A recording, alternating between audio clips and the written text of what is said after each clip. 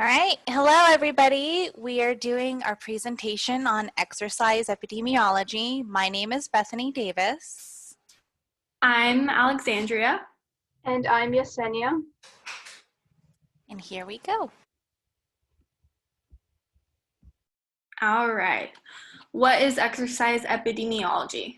Exercise epidemiology is the study of how participation in physical activity / exercise relates to the risk of developing various diseases and health-related problems. And then we're going to talk about what does an epidemiologist do. So they're also called disease detectives. So first they would start off by asking questions. They would ask questions like, who is being affected? Why are they being affected? And things like that. And then second, they would collect data to answer those questions. They would collect data to find out the age groups mostly affected, and then collect data on what factors may make a certain age group more affected than another. Number 3, they would identify who would be affected and why, which is kind of what I explained before. And then 4, they would determine the best way to control the spread of the disease and how to prevent it in the future. Activity levels. So the first activity level is sedentary. So this is an inactive lifestyle. This person is getting no exercise and is not at all physically active throughout the day. Number 2, the second activity level is light. So during this activity level, people would do light activities throughout the day. So basically like lifestyle activities. So like some lifestyle activities would be taking the dog for a walk, cleaning the floors for 30 minutes or so, or anything along those lines, even raking leaves outside. Anything to get the heart rate up just a little bit. Number 3, moderate. This activity level is some type of cardio exercises for 20 to 60 minutes, 3 to 5 days a week. For example, jogging for 30 minutes, 3 days a week.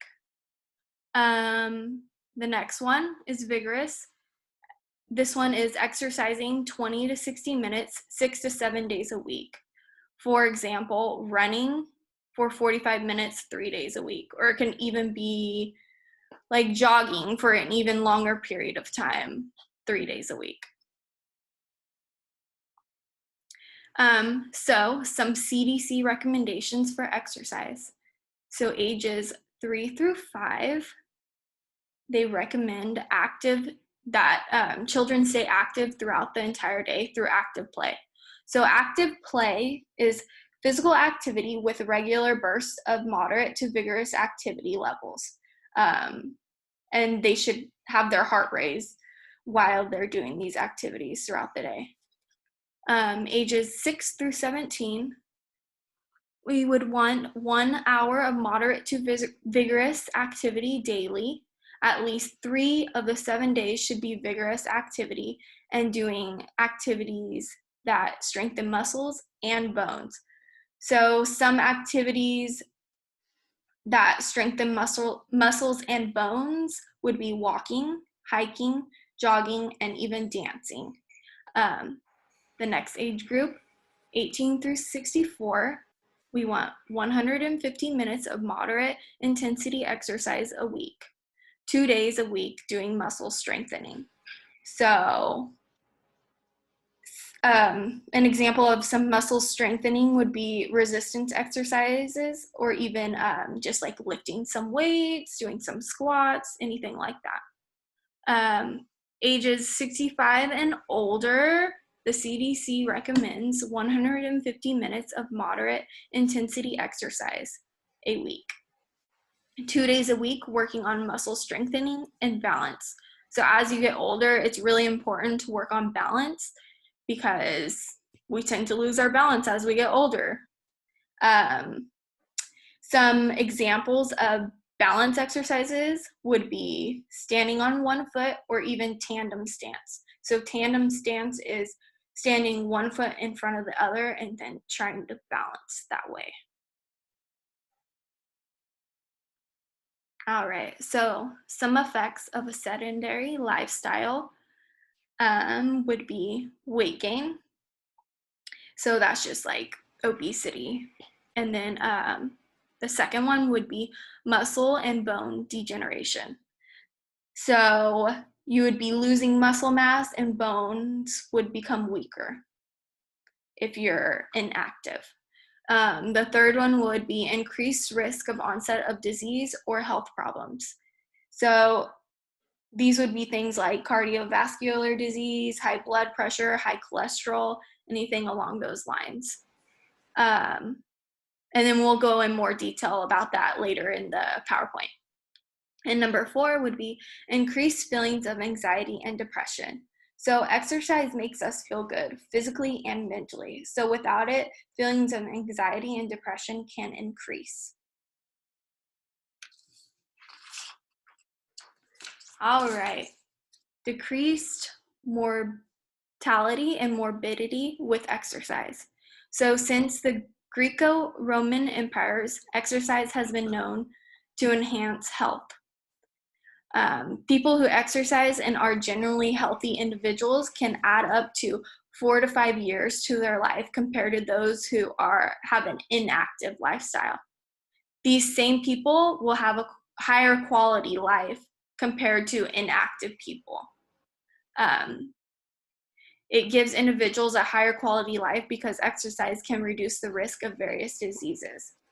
So they're getting a higher quality life because they're not limited on what they can do, and they aren't dealing with these diseases and health problems like diabetes, high blood pressure, anything like that.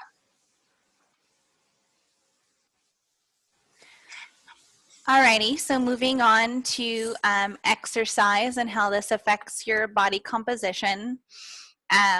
Living a sedentary lifestyle greatly increases your likelihood of becoming overweight or obese. So everyone has a basal metabolic rate, which is basically if you were on bed rest or you were just laying down or sitting all day long, your body burns a certain amount of calories, just baseline, no matter what you're doing. And every individual is different. It's based on your age, your height, and your weight. So to prevent becoming obese, you have to kind of balance your calories in versus calories out. It's not exact, but it's determined around 3,000 calories is equal to about 1 pound of fat. So if you're just sitting around, you sit all day at the office and then you go home and you sit on the couch and you watch TV and you don't participate in any sort of exercise, you're at risk of taking in more calories through your diet throughout the day than you are burning with your basal metabolic rate. Living a sedentary lifestyle also puts you at risk for visceral fat, which is fat in your abdominal area and fat that surrounds your organs. And this is much more dangerous than subcutaneous fat because it can affect the way your organs function and how your hormones are released. So something really interesting that I saw while I was researching was something called being skinny fat. There's no proper medical term for it, but it is a phenomenon that is seen in some individuals where you can appear to be of, an average healthy weight, but your body fat percentage would determine you to be overweight or obese, and you would be just as at risk as someone who appeared to be overweight and obese. So Good news, some benefits of exercise for your body composition would be that exercise increases your lean body mass and muscle hypertrophy, and it also decreases body fat. Moving on to exercise and how this affects the muscular system. So basically what happens to our muscles when we don't exercise, our body thinks we don't need those muscles. So it breaks them down, and this is over a long period of time. This isn't, like a weekend vacation or anything, but if you consistently live a sedentary lifestyle and you're not using those muscles and you're not exercising, your body thinks you don't need them. And so eventually over time it will break them down for energy, which is called atrophy. And with this comes less strength and endurance in your muscles. So there's something called sarcopenia that is pretty much inevitable. It's once you reach age 30, every decade you're going to lose a small percentage of your muscle mass. And this can be really accelerated if you live a sedentary lifestyle. It can be up to 5% a decade, which is quite a bit. So some exercises that can help with this are resistance exercises. If you go to a gym or you have some weights at home, weightlifting exercises really help with your muscular health.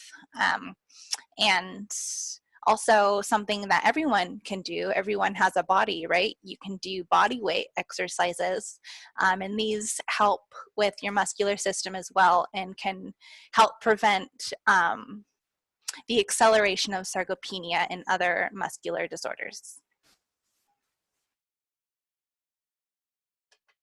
So now the effects of exercise on the skeletal system. This one's really important because you gotta start early. Basically, as soon as you're able to get up and move, you really should be exercising, because from a young age and through your prepubescent and pubescent years, especially when you hit puberty, this is when your body is doing the most growing, particularly bone formation.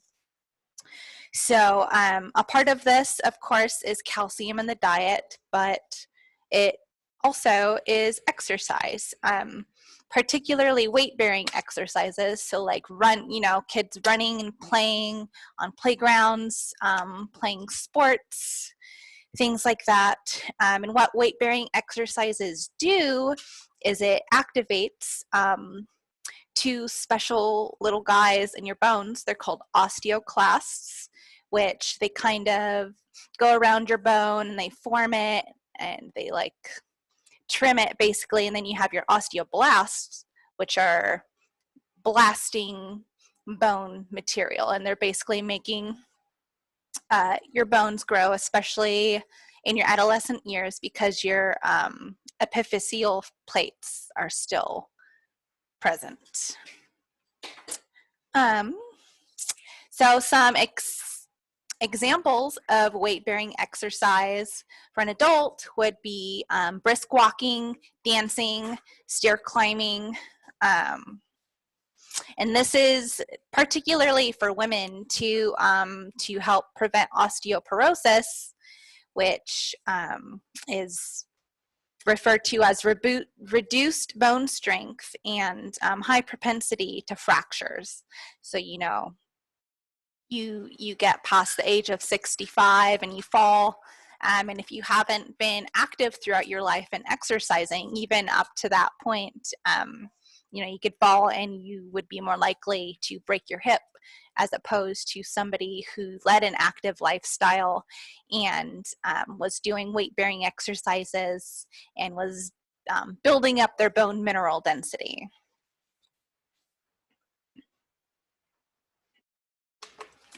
So the next topic we're going to talk about would be the effects of exercise on the neurological system as well as your mental health. Put simply, exercise makes you happy. Elwood's puts it pretty well. She says, exercise gives you endorphins. Endorphins make you happy. And happy people just don't shoot their husbands. They just don't. So when you exercise, your body releases hormones such as dopamine, which can help increase your feelings of well-being, which would help with depression, and it can also help with anxiety. So some studies have been coming out more and more recently referring to Alzheimer's disease and dementia being considered a metabolic disorder.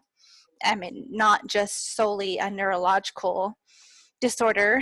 So something that I found interesting that I kind of had a hard time wrapping my head around was the difference between Alzheimer's disease and dementia, because they both kind of sound like the same thing, but the difference between the two is that Alzheimer's is in fact a disease and dementia is a disorder.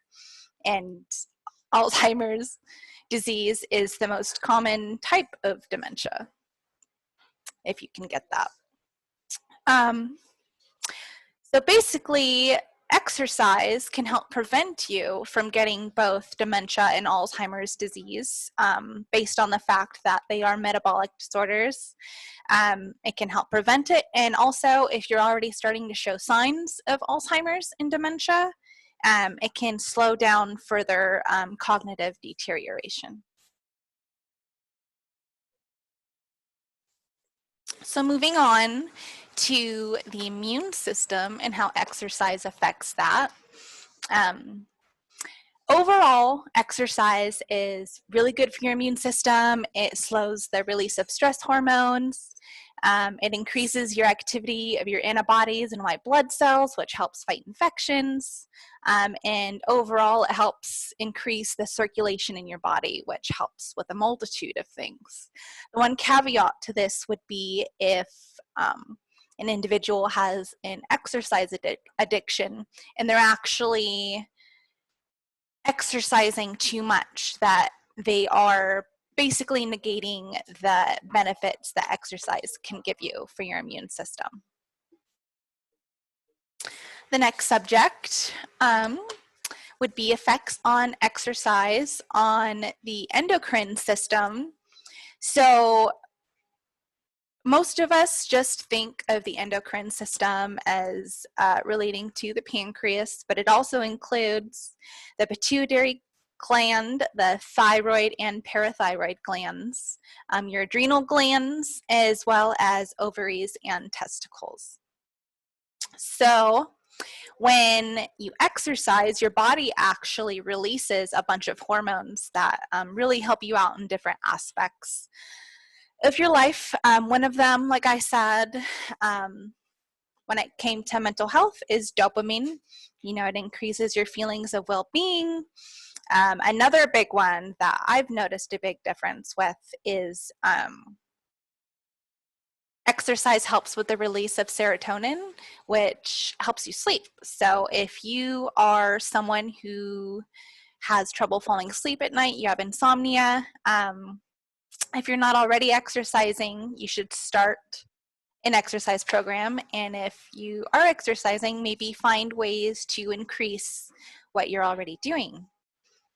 Some other hormones that are released during exercise are testosterone and estrogen. So one of the main, or one of the diseases that I picked for the endocrine system that can, one, be completely prevented pretty much through exercise and diet as well, but it can also be controlled if, say, you're already diagnosed with type 2 diabetes. Exercise can really help in your treatment to where you don't actually have to take medications or insulin injections. So basically what happens when you exercise is, you know, you're running, your body needs energy, so your first source of energy is coming from your muscles and your liver. Your stored glycogen is going to get turned into glucose, and that's going to give your body energy. And then also you have glucose running around in your blood, your muscles are going to pull on that for energy as well. And so when this happens, you actually see a decrease in blood glucose, which is one of the top signs of type 2 diabetes. And over a prolonged period of time, you see an increase in glucagon and a decrease in insulin secretion, which helps with, because one of the symptoms of type 2 diabetes is you get, you're no longer sensitive to insulin. And so this is how exercise helps with that. The next subject would be the cardiovascular system.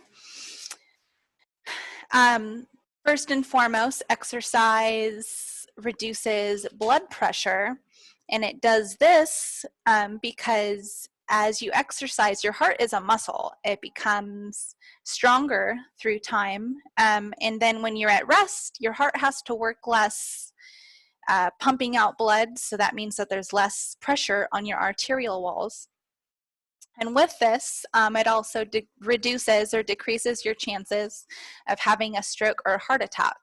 Kind of think of it like a garden hose. You know, if you just turn it on and let it flow, the water is going to go out. But if you put your finger over the opening, pretend that's like a plaque in your arteries or whatever, and you have all this pressure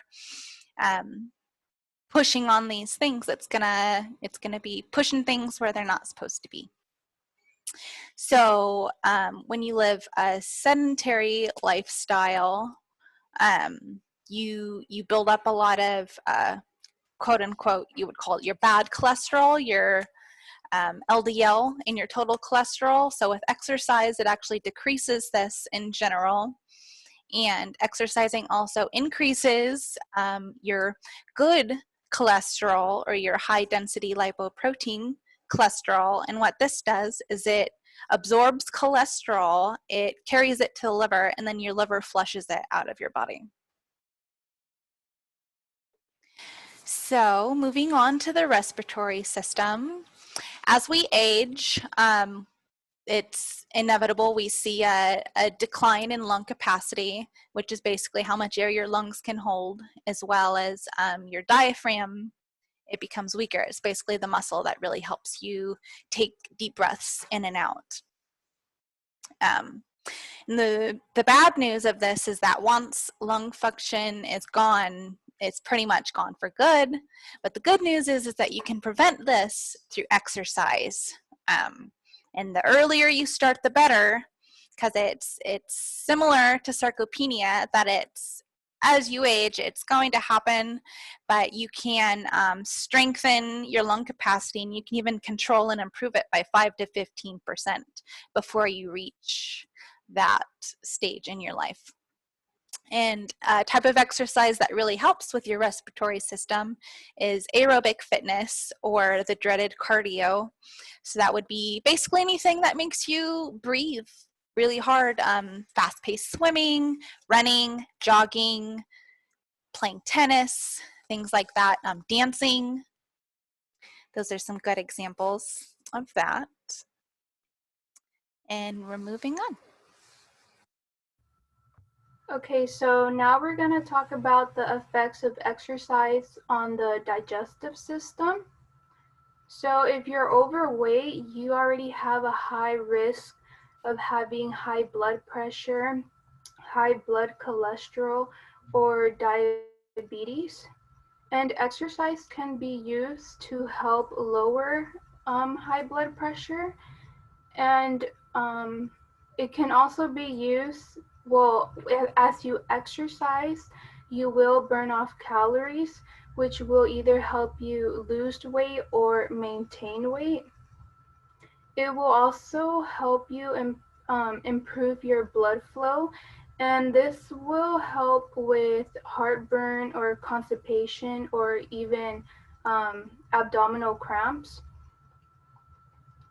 Yoga is known to be good for the digestive system, as it helps with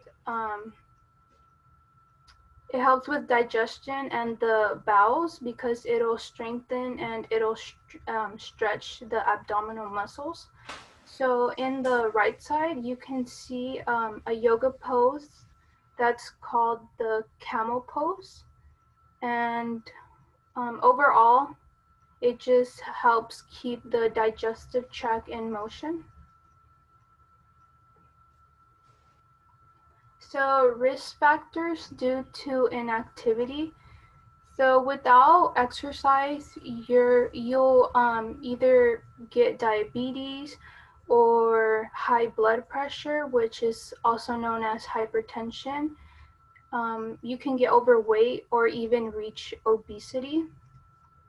So diabetes, if you have diabetes, you're at risk for coronary artery disease, and incorporating exercise can help decrease the intake of insulin. Hypertension, if you have high blood pressure, you can incorporate exercise and this will lower your blood pressure.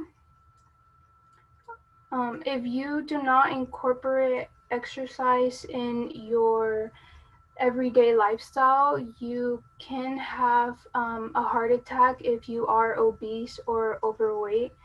So if you are obese, you're at risk of having a heart attack due to an artery being blocked by a buildup of fat. And cigarette smokers who are inactive have an 84% risk of cardiovascular mortality. So some benefits of exercise. There are many benefits of incorporating exercise in your everyday life. So some of these include having more energy. It can help build muscle, especially if you incorporate resistance training with either weights or using your own body weight. It helps counter anxiety and depression. It can help cope with stress, and it'll help you relax and feel less tense. So it'll also give you the ability to fall asleep quickly and sleep well. And for those people who do smoke, exercise can also help them cut down and also reduce their death rate. So ways to stay active. There are many ways that you can stay active, whether it's light intensity, moderate intensity, or vigorous intensity. So some light intensity exercises can be yoga or fishing, or even just walking at a slow pace. Some moderate intensity can be either cleaning the house or cleaning the yard. You can weight train, whether it's with the light weights or heavy weights. You can even go swimming. And some high intensity workouts.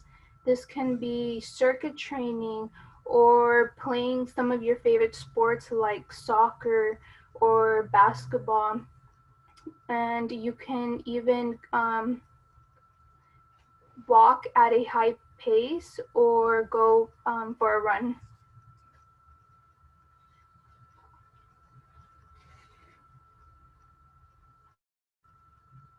So now here's a quick recap. So exercise epidemiology is the study of how the risk and diseases that are developed from a lack of exercise. So exercise is known to enhance your health and your lifespan. It can lower your risk of many diseases such as osteoporosis or heart-related diseases. People with heart diseases, they do have a 25% less rate of getting a heart attack if they do incorporate exercise daily. So death rates, people who are low active, they do have a 50% less rate compared to people who are sedentary, so that they don't exercise at all. And women who exercise 1 to 3.5 hours weekly, they do have a 35% death rate risk reduction compared to women who do exercise 3.5 or more hours weekly. They have a 50% death risk reduction. And so exercise has many benefits, as we have already talked about, and they can both be physically and mentally. So a physical benefit would be strengthening the bones, and this is important for older individuals and women who have already gone through menopause, because as we know, as women do go through menopause, they are prone to developing osteoporosis. So if they do exercise, it'll help them build their build their bone strength and reduce that risk.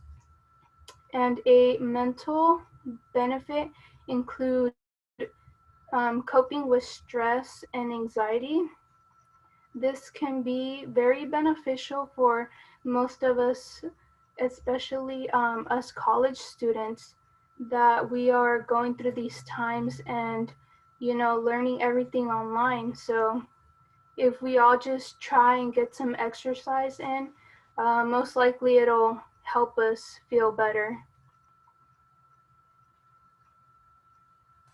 And that's the end of our presentation. So here's our references. If you guys have any questions, go ahead and shoot one of us an email, or you can go ahead and ask Dr. Bernard as well, and he can probably relay those to us. Thanks for watching, everybody. Thank you.